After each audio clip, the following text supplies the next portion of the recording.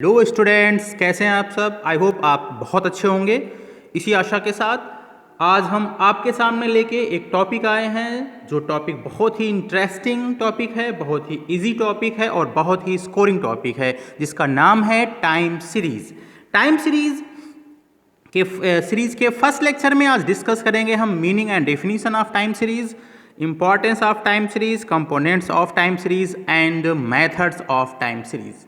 ठीक है स्टूडेंट, तो आइए बात करते हैं meaning and definition of time series. Time series is basically on the basis of the past, you have to predict the future.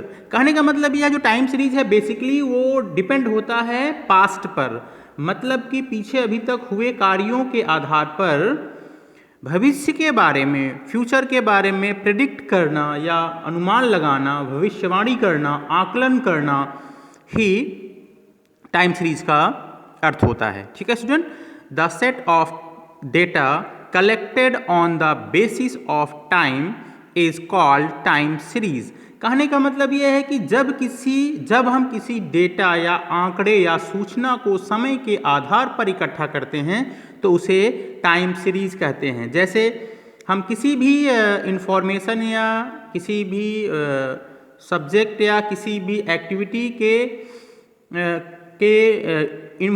Information को कलेक्ट कर रहे हैं एक साल के आधार पर या महीने के आधार पर या हफ्ते के आधार पर या दिन या घंटे, तो मतलब जब हम टाइम के आधार पर, चाहे वो ईयरली हो, मंथली हो, वीकली हो, डे बाय डे हो या आवर बाय आवर हो, तो इस तरह के कलेक्शन को हम टाइम सीरीज कहते हैं। ठीक है स्टूडेंट, नेक्स्ट देखते हैं। Set of data depending on the time और consist data arranged chronological order is called time series. कहने का मतलब यह है कि जब जो है सेट ऑफ डेटा का समूह जो डिपेंड करता है समय पर या consist data arrange chronological order, मतलब कि सभी डेटा, उस किसी भी कलेक्शन में सम्मिलित सभी डेटा जो क्रोनोलॉजिकल ऑर्डर में व्यवस्थित को हों, उसे हम टाइम सीरीज बोलते हैं। ठीक है student, a variable study over a period of time. कहने का मतलब यह है स्टूडेंट कि हम टाइम सीरीज में एक बार में सिर्फ एक वेरिएबल पर स्टडी करते हैं।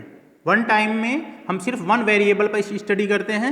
जैसे मान लीजिए कि हम डिमांड पर अगर स्टडी कर रहे हैं तो डिमांड के बारे में ही हम डिस्कस करेंगे।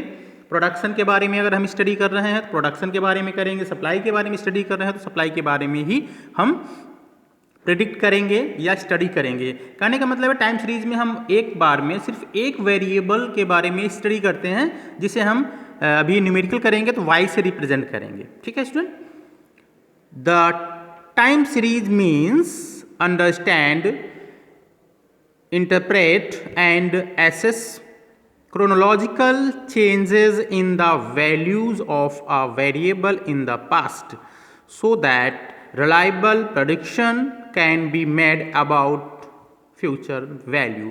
कहने का मतलब यह है कि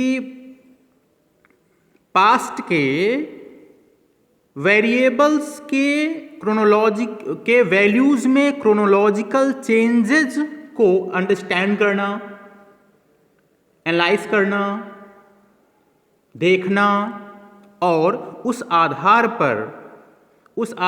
पर फ्यूचर वैल्यूज के बारे में, भविष्य के मूल्यों के बारे में एक रिलायबल प्रेडिक्शन करना या बनाना टाइम सीरीज कहलाता है।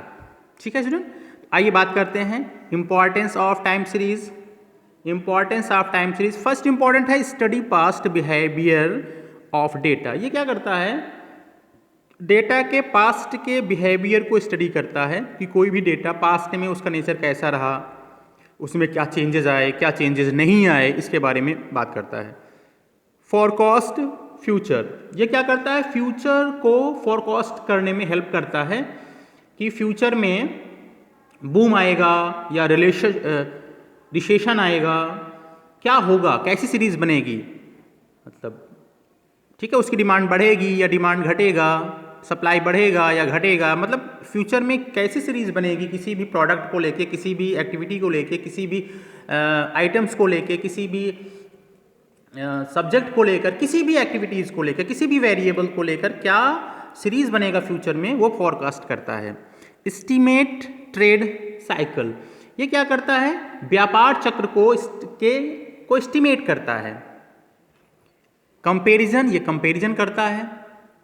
एंड यूनिवर्सल यूटिलिटी, मतलब यूनिवर्सल यूटिलिटी का मतलब होता है स्टूडेंट कि सबके लिए ये हेल्पफुल होता है। ऐसा नहीं है कि समथिंग कुछ पर्सन के लिए होगा, कुछ पर्सन के लिए नहीं होगा। Time series is the universal utility, ये सभी के लिए हेल्पफुल होता है। ठीक है, अब आइए इसके आगे जो है टॉपिक्स के बारे में डिस्कस करते हैं स्टूडेंट।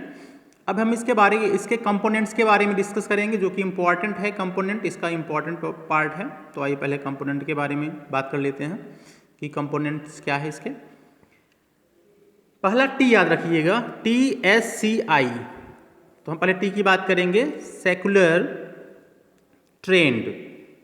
सेकुलर ट्रेंड, इसका मतलब ये होता है स्टूडेंट, सेकुलर ट्रेंड वैसे इसका मतलब होता है लॉन्ग टाइम, लॉन्ग टर्म के लिए होता है ये, कि हमारा जो डेटा है वो ग्रो करेगा, कर रहा है, या इंक्रीज कर रहा है या डिक्रीज कर रहा है, ग्रो कर रहा है कि नहीं कर रहा है, ठीक, कैसा वर्क कर रहा है, आगे चल के फ्यूचर में बूम आएगा या रिसेशन आएगा, क्या सीरीज बनेगी, कैसा फ्यूचर रहेगा, लॉन्ग टाइम टर्म में डिफाइन करता है सेकुलर ट्रेंड। ठीक है, सेकंड आता है सीजनल वेरिएशन। सीजनल वेरिएशन मतलब होता है सीजन बाय सीजन वेरिएशन आता रहता है। ये सीजन मतलब हुआ विंटर टाइम चल रहा है तो स्वेटर्स जो या जो ऊनी कपड़े हैं उसकी डिमांड ज़्यादा हो जाती है।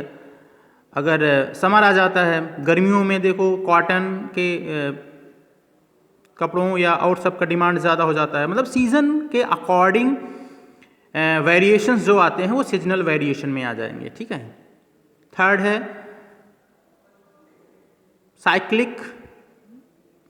Cyclical variation. साइक्लिकल वेरिएशन मतलब होता है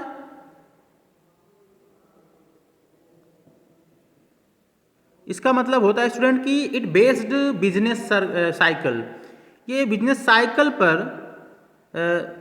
साइकिल पे बेस्ड होता है। हम इसमें एक ग्राफ के अकॉर्डिंग आपको और अच्छे समझाएंगे। जैसे मान लीजिए ये आपका ग्राफ है, ये हो गया आपका एक्स एक्सिस। आप जानते हैं कि जो हमारा हॉरिजॉन्टल लाइन होता है वो एक्स एक्सिस होता है और जो वर्टिकल लाइन होता है वाई एक्सिस होता है। मान लीजिए किसी भी ट्रेड में ये हमारा वेरिएशन आ रहा है साइक्लिकल।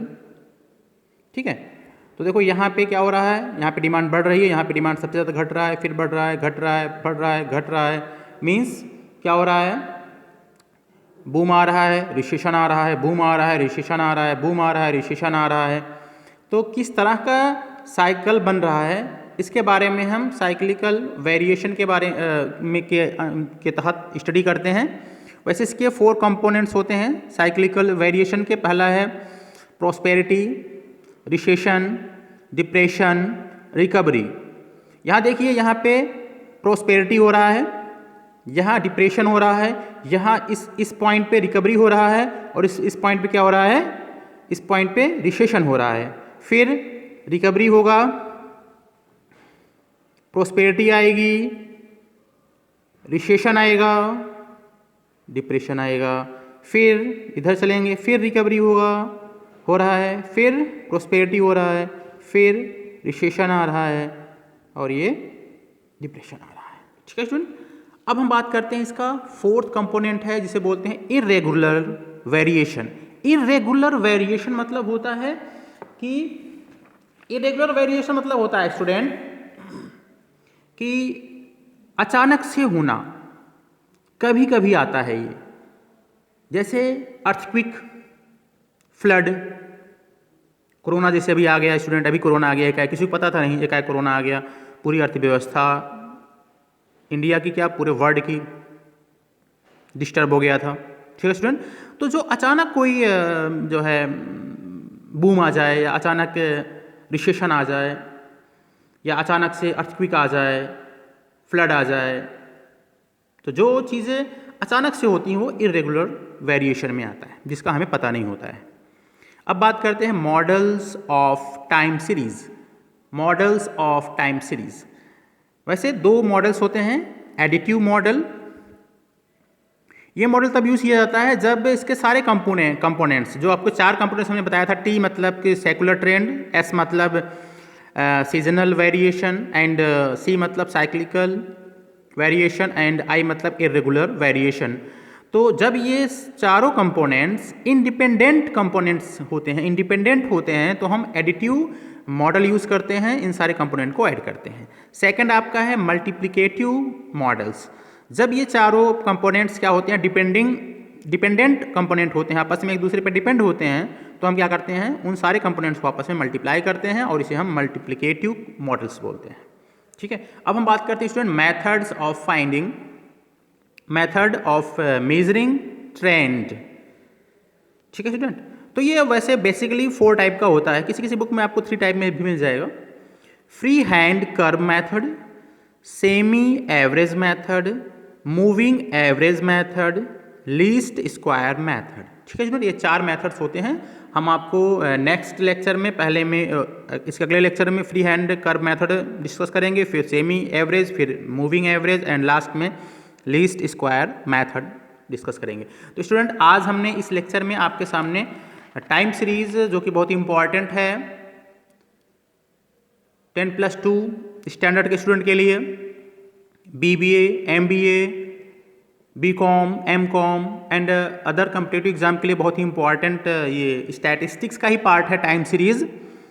तो आज हम टाइम सीरीज के फर्स्ट लेक्चर में डिस्कस किया meaning and definition of time series, importance of time series, components of time series and models of time series, method of measuring trends.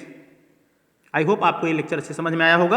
आपको लेक्चर कैसा लगा आप कमेंट बॉक्स में comment करके ज़रूर बताइएगा स्टूडेंट। ठीक है, नेक्स्ट लेक्चर में लेके आएंगे इसके फर्स्ट जो है टाइप का, जिसका नाम है फ्री हैंड कर्व। ठीक है, okay, bye bye, thank you.